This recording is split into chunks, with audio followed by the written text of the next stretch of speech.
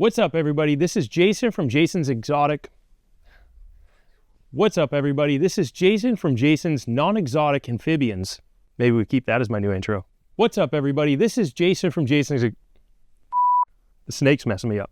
All right, last take. This one's going to be good, Tom. What's up, everybody? This is Jason from... All right, one more. Promise. What's up, everybody? Jason from Jason's Reptiles.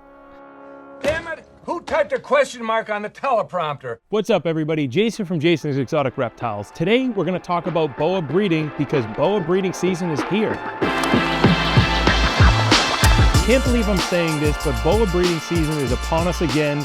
It is early September when we're filming this, at least, and it's not too late. So we're going to go step by step exactly what you need to do if you have some older females, some older males, something that's breedable, and how you can be successful this year. Before we dive into the video, let's show this girl off. This is a beautiful Hypomayan. She's actually one of the original Hypomayans. She is het blood and het for JER T positive, or Jason's Exotic Reptiles T positive.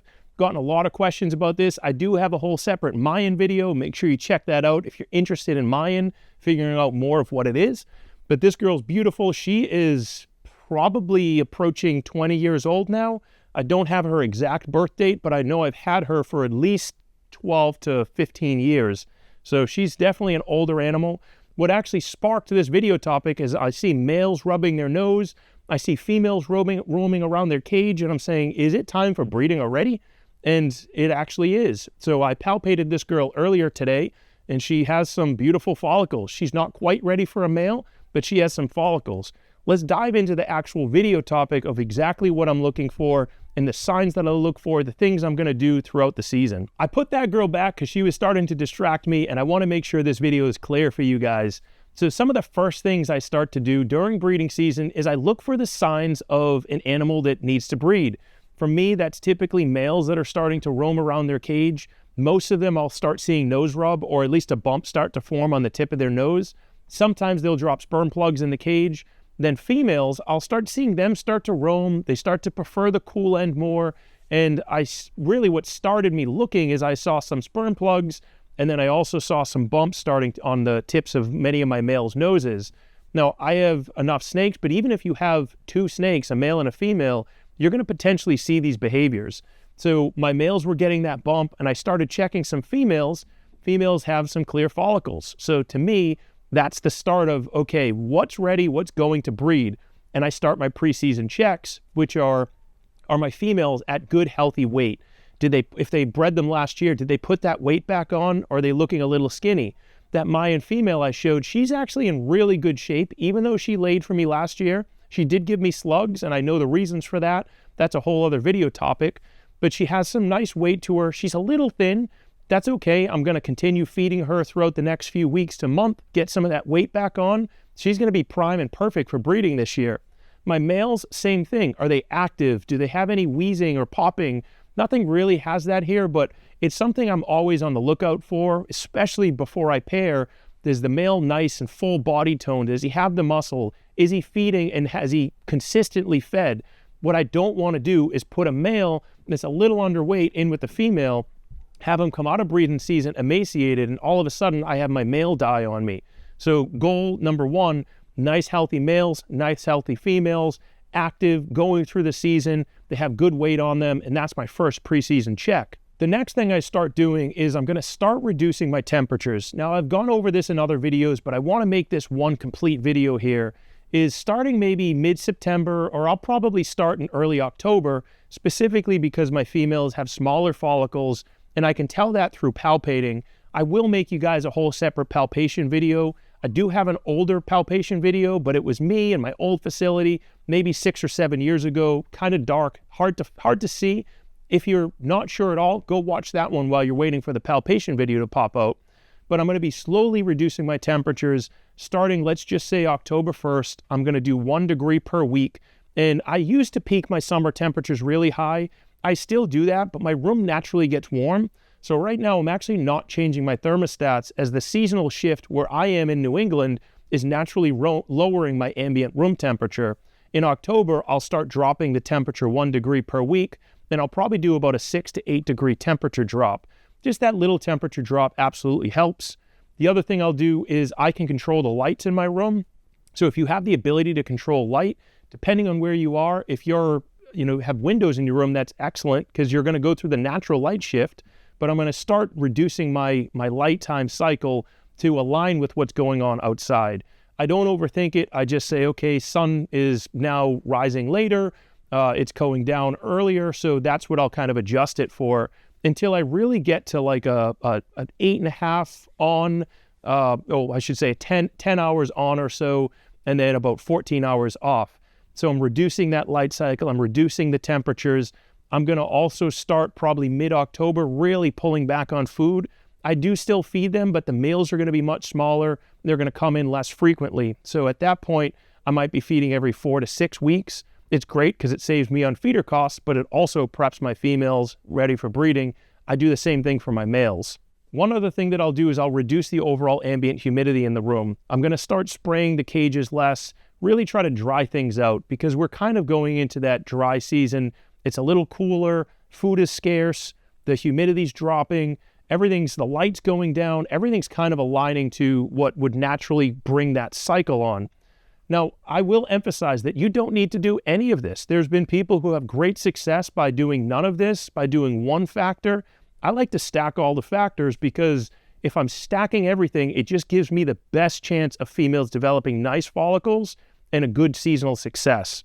People always ask me, how do I pair? Do I put the male with the female with the male? In reality, it doesn't matter. I tend to put my males with my females. Generally, the females' cages are larger than the males, unless I'm using a younger female with an older male. But for the most part, I'll start putting my males with the females. I don't really emphasize any kind of watching right at first, but I will watch over the course of a couple weeks. Certain species like Burmese pythons and colubrids, if you're not on them watching every couple hours, you might actually miss their lock. Where boas, it can take a couple weeks to a month for them to actually start locking and showing interest.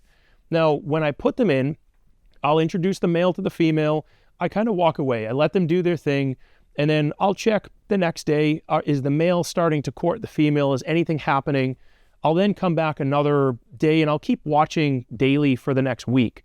If absolutely nothing is happening, either the male is not receptive or the female doesn't have the right amount of follicles for him to get receptive. So he might be smelling a female, but it's not that one. I'll pull the male, and sometimes I will try another male. Oftentimes I'll try another male, usually one that I know is like this stud breeder, something that if I just held a female and I hold this male, he's going to try to breed my arm. So that's usually the male I'll throw in. Now, this is an instance where if he's not the male that I want to breed that female, I'll watch closely. Is he trying to court that female? If he is, I know maybe my male is kind of a lazy breeder. Sometimes what I'll do is I'll take the two males, I'll put them together in their own cage. They shouldn't hurt each other, but I'm still watching them, and I really want to get that combative behavior going on. Sometimes it doesn't happen. Sometimes they go right at it, and they're trying to be on top of each other, and the two males will look like they're trying to court each other. It's a dominance thing, and that can oftentimes make that what I'll call a lazy male want to get into breeding. He's kind of like, oh boy, if I don't do this now, I won't have my chance, so I better get into the breeding season. I've tried the sheds and things like that. It doesn't seem to work for me. I haven't had any good results with taking a shed from one male and putting it in the cage. I know some people that swear by it. For me, it's never worked. I have more luck just putting the two males together and make it happen that way. If that superstar male isn't showing any interest in the female, then I know it's not the male and it's probably the female. So I'll usually pull them out. I'll continue letting that female do her thing. I may give her a food item so she can continue growing those follicles. And about 2-3 weeks later, I'll try again with my desired male. That's been very successful for me, and I'll repeat this formula until she actually goes. Now, what I don't want to do, and I did it this year, I did it fully knowing the end result of what could happen, is if that's the male that is supposed to go with that female, I will not take him and then put him in with another female because she's ready.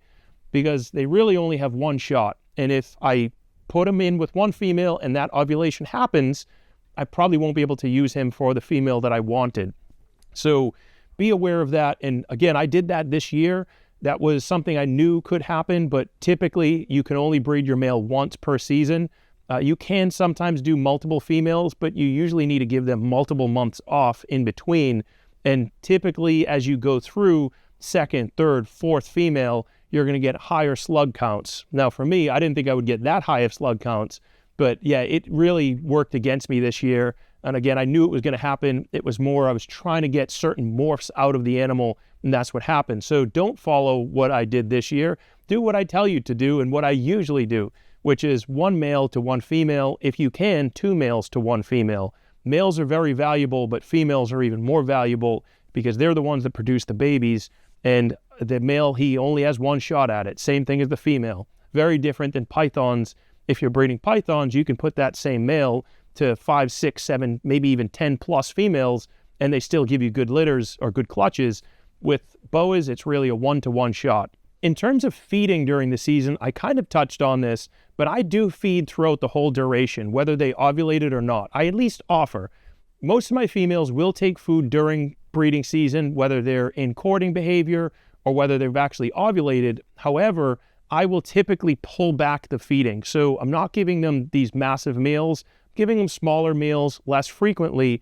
And what I don't want my females doing, especially during the initial pre-ovulation phase, is dedicated to the heat, trying to digest the food. It's the cold that helps them build the follicles.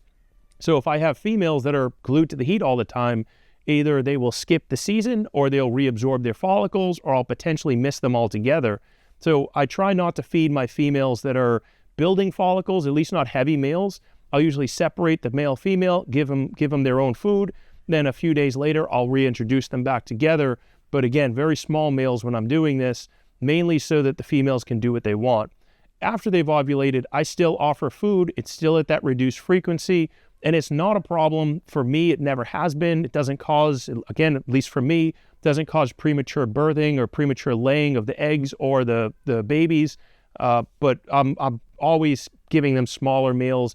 My goal is to keep that weight on so that after they're done laying, they still are nice and healthy. The females that do refuse, if they don't go into the breeding season very heavy, by the time they lay their babies, they're really thin, and you usually have to give them at least a year off, sometimes 2 years.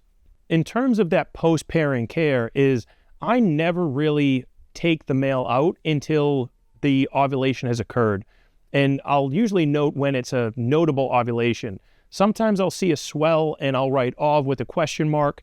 We've gone through this. If you've seen some of my videos where I show you kind of what I write down, I might have 3 or 4 ov with a question mark, but there's usually this unmistakable ovulation at some point where, whether it happens slowly and they balloon up or overnight, they're just this giant football in them. At that point, I'll write ovulation with an exclamation point. Now, I will still keep my males in with my females until about 3 weeks later, I see that post-ovulation shed. If the post-ovulation shed lines up with what I thought was an ovulation, even if it's a massive one, I will pull the male. At that point, the male's job is done. He's usually on another side of the cage. And after ovulation, many times the females will be glued to the heat. If they're not glued to the heat, it's okay. Sometimes the females take until after they've shed, and then once they do that post-ovulation shed, they'll be glued to the heat. At that point, proceed as normal. Write down your post-ovulation shed date, count the days. About 104 days later, if all goes well, you're either going to have nice healthy babies, slugs, or stillborns, or maybe a combination of all of those. In the ideal world, you're going to get a full litter of 20 plus, 30 plus nice healthy babies. To recap this, breeding season isn't pure luck. It's really understanding the animals, understanding the process, and trying to figure out what you're doing, what you're looking at. Without this, you're just kind of going through the motions and hoping with your fingers crossed that something's going to happen. We talk about this a lot on my Patreon page, so you can know exactly what to look for. If you're interested in that, go check it out. Otherwise, until next video, let's keep it moving.